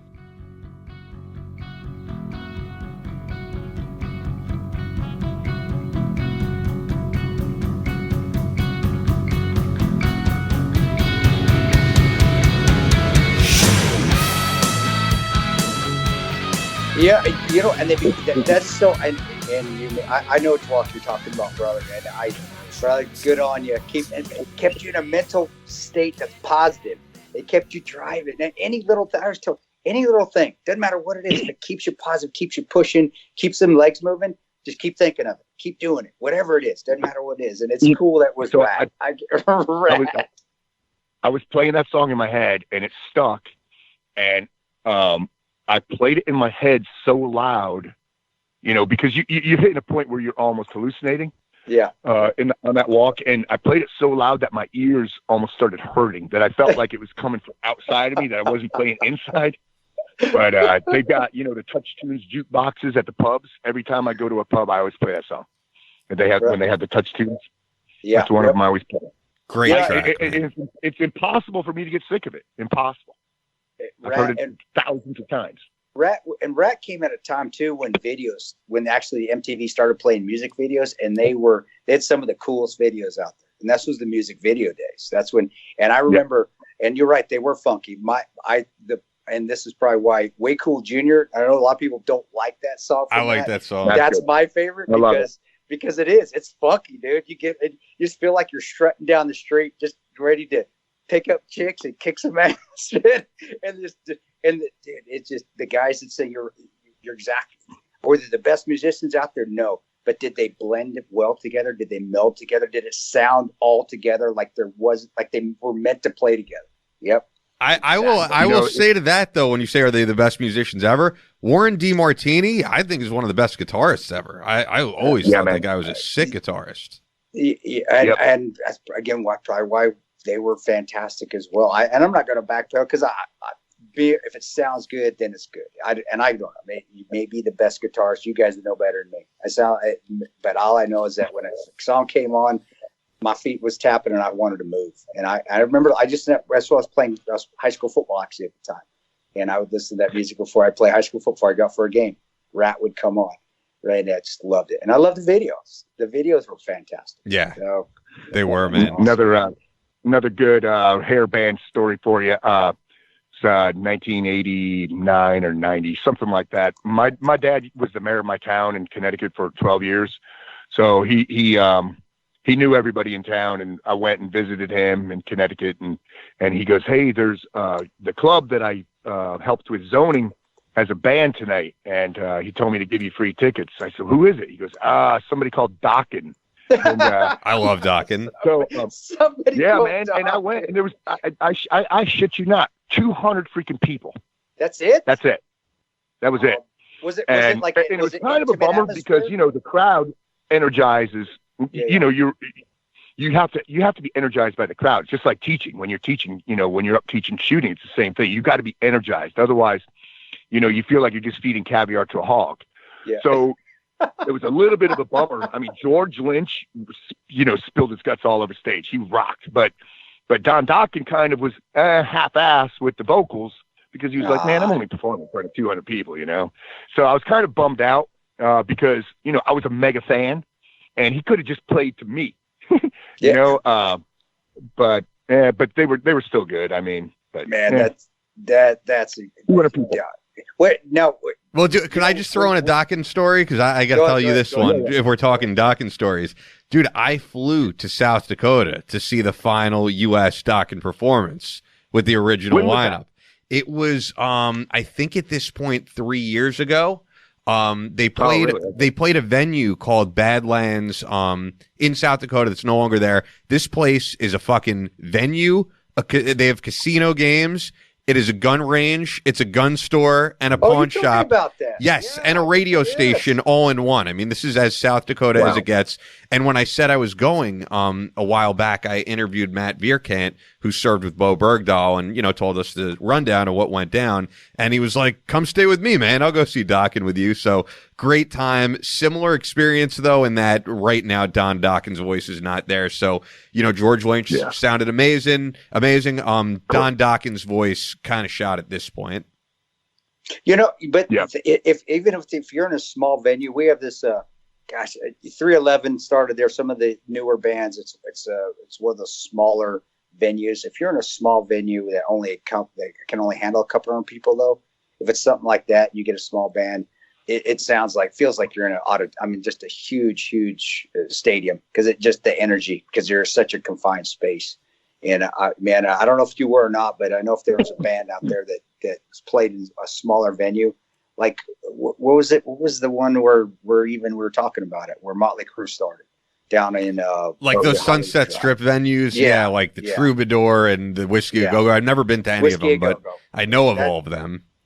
They're teeny Whiskey A Go Go. I've been inside of it. I've never seen a show in it. Never have. So I'm not going to claim I have, but I'm just walking there, seeing the size of it, just thinking even just a few hundred people in here would make that thing rock. I can't even imagine. That's another thing I wish I would have done back in those heydays. Is gone and seen one of those hair bands at those places, just to see. I just would have been straight hedonistic, just terrible, crazy, getting in trouble. Better take your penicillin before you walk in the door type places. What, Chris? Which battalion were you in? I was at 2nd, brother. I was at Bravo. Oh, right on. So, two things with that. My wife's brother was 2nd Ranger Battalion guy. Was killed in Afghanistan. Oh wow. George Libby. Okay, I know that. I never served with them, brother, but I know the name. I know most of the guys. So up at Lewis, I was up there first group, and first group. That Seattle Dome, man, they used to bring all the hair bands. I saw Motley Crue 3 times in the King Dome up in Seattle. They would do. They'd come to us when we were private, and they'd ask if we wanted to do security. I did security one year for. It wasn't a rock band though. I didn't even. It was U2. Actually, at the Kingdom, they'd bring the heavy metal bands in. We'd go get in trouble. We'd go to the thing, and then we'd go down in Tacoma and go to Levels or some right downtown. We'd always get in trouble, always getting in fights down in Tacoma, right down from the Kingdom. But you're right, they have some great bands coming here all the time.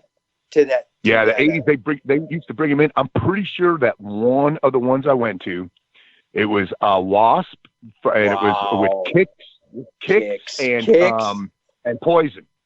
Oh wow, how was that, man? I bet that was unreal. It was awesome, man. I mean, Wasp. I mean, come on, man. Wasp. Hello, V.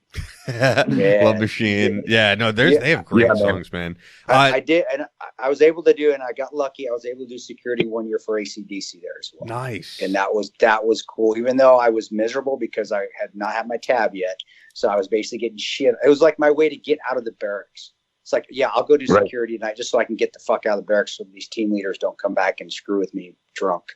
The tab spec for Mafia leaves me alone. But I do remember, and it was awesome. It was incredible. It wasn't even planning on going. I got to go do it for free. Granted, my back was turned half the time because I had to look out in the crowd because the promoters would come in and they'd make us stand this way. They'd move us around a little bit, but it still was. You could just feel the energy.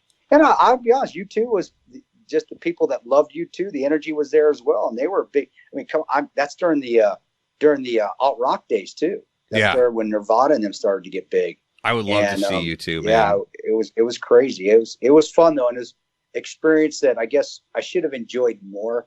Just my mind was just honestly in other places. It wasn't enjoying the moment. It was, God dang, when this is over, I got to go back to the barracks. Hey, Pat, I want to make sure we get into what you're up to because you've got a lot going on. Yeah, please do. And doing like the research here for what you're up to, you said that all the courses are sold out because I saw there's still some in North Carolina, at least on the website. Are those now sold out or?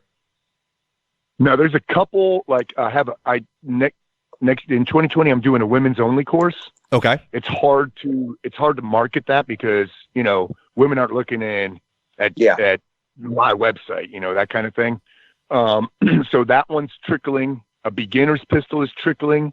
And I think there's a couple slots for like 2 other classes, but they're almost all gone. Yeah, the ones I saw that there were openings were April 18th and 19th, June 13th and 14th, and November 7th and 8th, all in Carthage, North Carolina.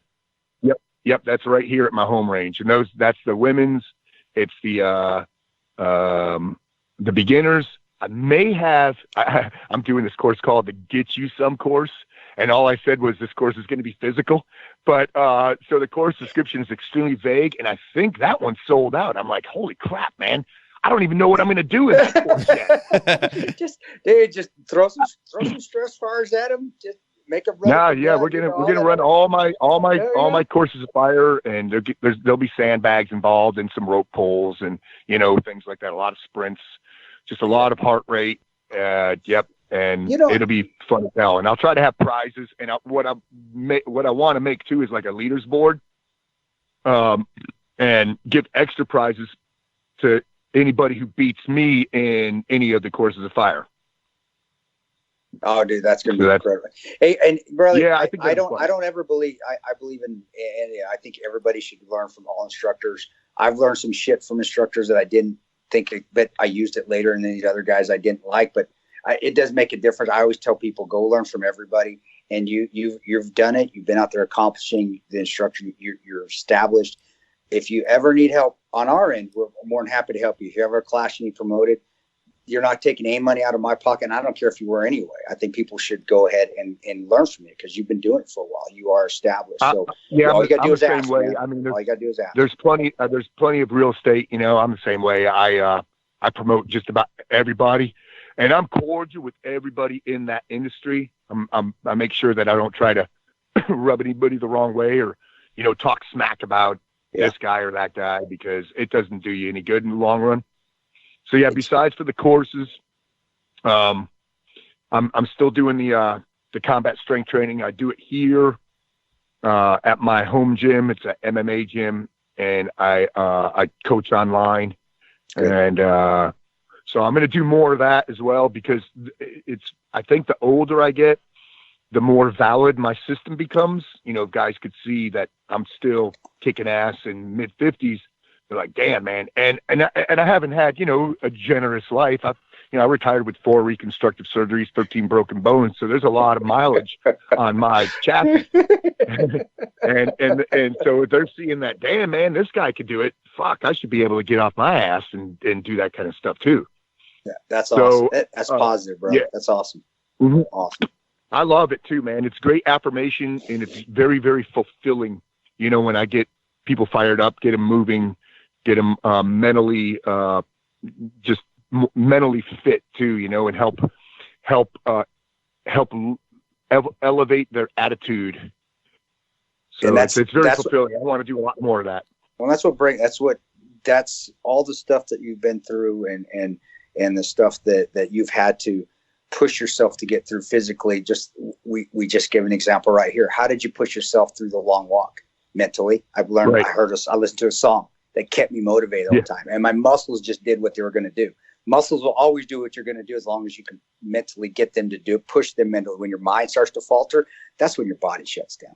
And you just, even without, and I was even thinking of it as well, but just even that little talk right there, you just showed how much your mind can just will away pain and keep you going, even by just thinking of a song over and over and over again. And that's incredible. I think that's if anything I take away from this podcast, and everybody should take away from that podcast, it's that mental mind games that you play with yourself, and that you quit in your head, your body will quit. But if you find something to continue to push you through, you're going to be able to continue to press on.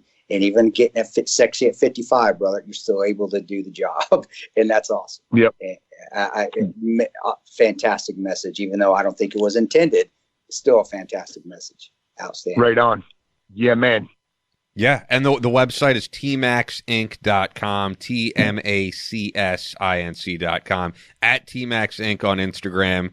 The guy's got 321,000 followers, absolutely killing it. And I should throw out, if people do a course with you, I mean, it's incredibly reasonably priced when you look at some of the people out there doing courses for literally thousands of dollars that Chris and I have talked about. Yep. And I mean, both of you guys have been there and done that, have had multiple deployments, served in special operations, and are doing this for very reasonable amounts. So I think if you're in the area of where either of you guys are teaching, you know, and you want to learn, go take a course with these guys. It's admirable that you're doing that, brother, because you're adding more people, and that's how I look at it too.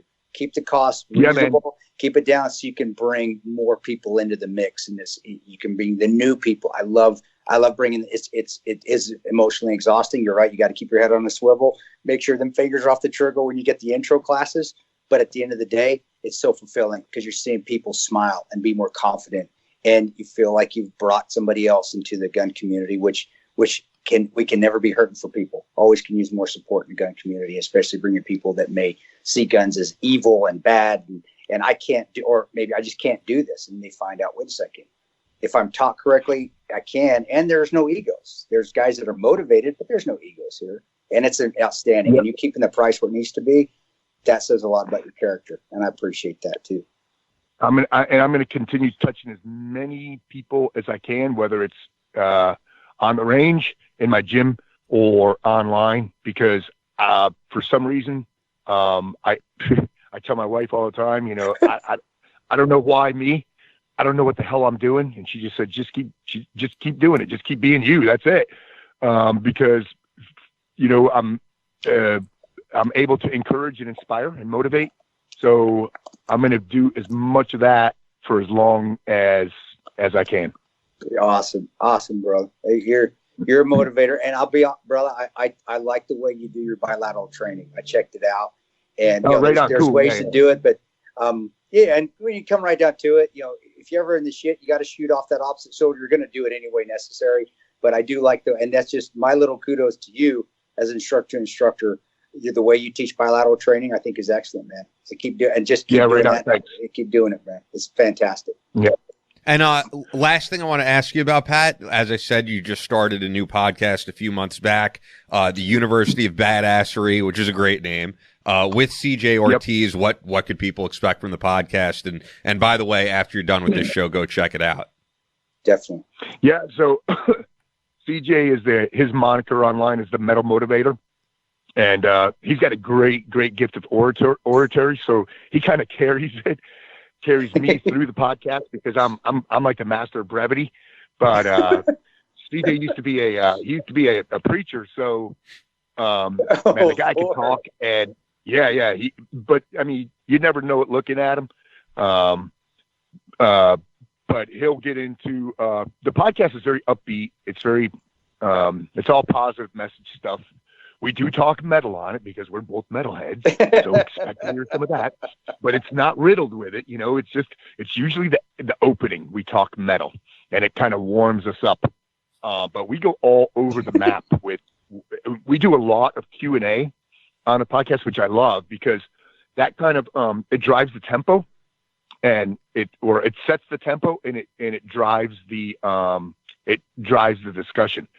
So I love doing the Q&As because a lot of them, you know, they're guys with, you know, an issue or a problem, or sure. You know that they're not sure, you know, how to resolve a certain issue, and based on our experiences, we're able to assist in, you know, pulling them out of a rut or what have you. So yeah, it's a fun podcast. It's full of energy, and we go all over the map, man. It's a riot. We crack up. Awesome, man. Well, if you're ever back in New York, would love to do this in studio. I mean, this is great. I do kind of hate the fact that we have to have Chris on Skype and you on Skype, but it's just what happens when everybody's all over the country.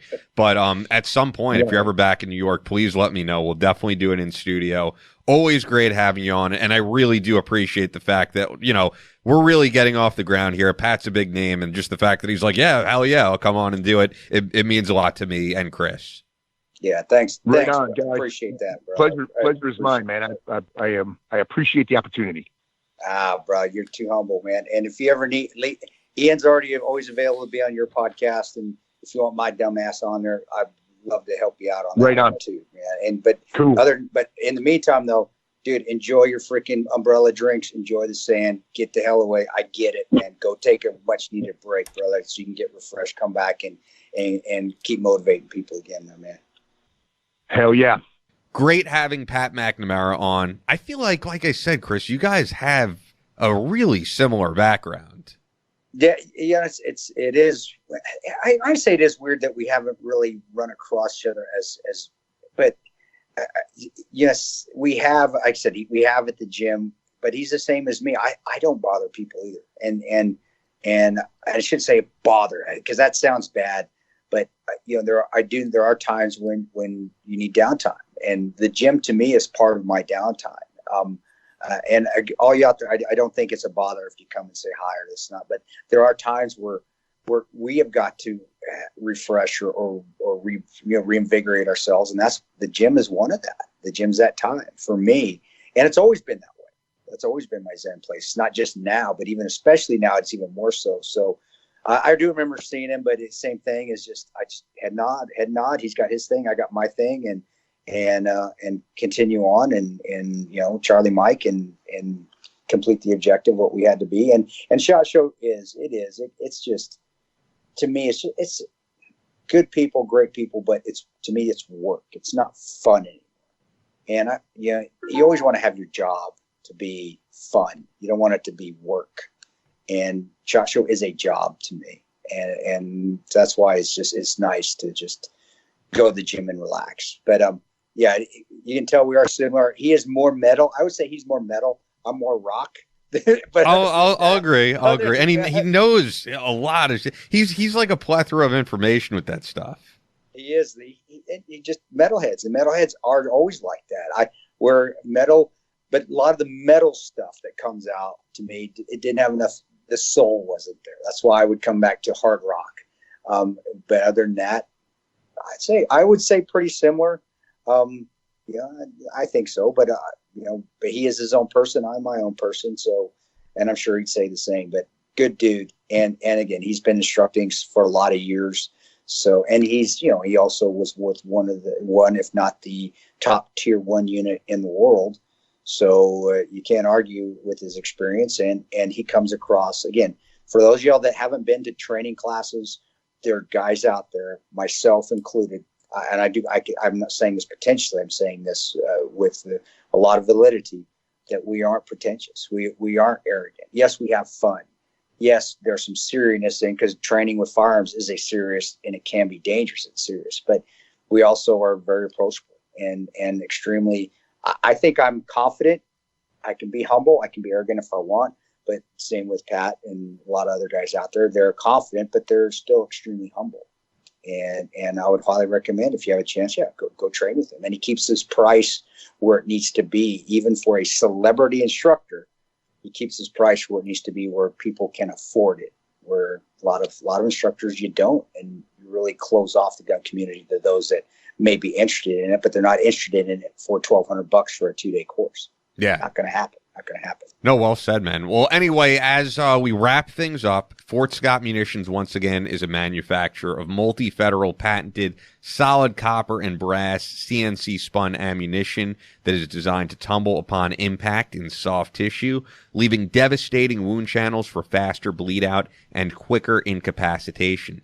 The ammunition was originally developed to innovate and improve on the standard of military-grade ammunition design. It was found that not only did the TUI ammunition outperform competitors in the self-defense industry, but it quickly became apparent that it would be a top contender for hunters alike. With the ammunition being CNC spun, the tolerances are some of the tightest on the market, ensuring that you receive the same results with each pull of the trigger. Fort Scott Munitions is available throughout privately owned businesses in all 50 states, as well as directly online through fortscottmunitions.com. Use exclusive promo code Battleline for 15% off your order. Only available to listeners of the Battleline Podcast. Fort Scott Munitions is a proud supporter of Chris Paranto, Battleline Tactical, and the Battleline Podcast. Go follow go follow Pat on Instagram. I mean, he's got a massive following already, but at TMAX Inc. And you know what's the last thing I was going to say when we did that first read for Fort Scott, which, by the way, really appreciate them being on board all month. Yeah. You were saying, you were like, I'm not always a gun guy. I'm also a nerd. And it reminded me. So as you know, I've been doing personal training now. And someone said something to me that this guy, Nick, who's like a regular at the gym that I train people at, and I think it's true. He's like, anything that you're just really into and avidly into and, you know, just it's a part of your everyday life, you're a nerd. It doesn't matter what it is. If it's firearms, if it's Star Wars, you're a nerd. So he was like, you're a fitness nerd. And I think that's true. True. Yeah, that's true. So I'm a gun nerd. Not too much of a gun nerd, but a little bit of a gun nerd. But I'm also a Star Wars nerd. I'm definitely a Mickey Mouse nerd, Harry Potter nerd. So I don't know if you'd call that the fantasy Disney. I don't know what you would call that. What kind of nerd? I guess it just each has its own category. So yes, I agree. I am a nerd on anything that I'm interested in. I think I'm just a nerd in some things that maybe the gun nerds wouldn't be a nerd in. There you go. Maybe is that what said? Did I say it better? Yeah, I agree. And you know, like Pat is a metal nerd. He's a gun nerd for sure. Absolutely, man. Well, if you guys enjoyed the show, leave us a 5-star review on Apple Podcasts. It really helps us out. Buy something from Fort Scott Munitions with that Christmas money. Definitely. And unless you have anything else to add, man, we will see you guys on Monday with another great show. Yeah, no, I'm good. I'm going to go downstairs and hang with the family. So I appreciate it out there. And again, everybody, hope you had a great Christmas. I really want to say that. I think we rushed it last time. Merry Christmas. I hope you had a wonderful Christmas and stay positive for 2020. Just keep grinding. Yeah, and you know, since you mentioned it, all those guys deployed who didn't get to see their family, definitely stay positive. And we definitely wish you a safe return when you're back here in the States or wherever you reside. I mean, then again, I look at the numbers on this podcast, and we have people in like 50 different countries listening. So wherever you live, I mean, if you're a veteran of another country, hopefully you'll be back to your family soon. Stay positive. Just watch your six. Keep your head on the swivel. You get home with it. Yeah, never quit. Definitely. Thanks, Brad. I appreciate that. I'm glad you said that. I appreciate it.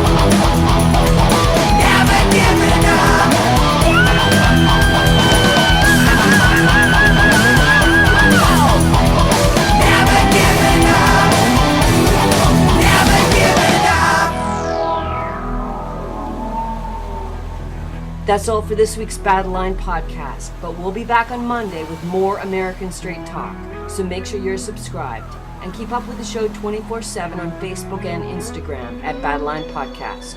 Also on Twitter at Battleline Pod. As always, never quit.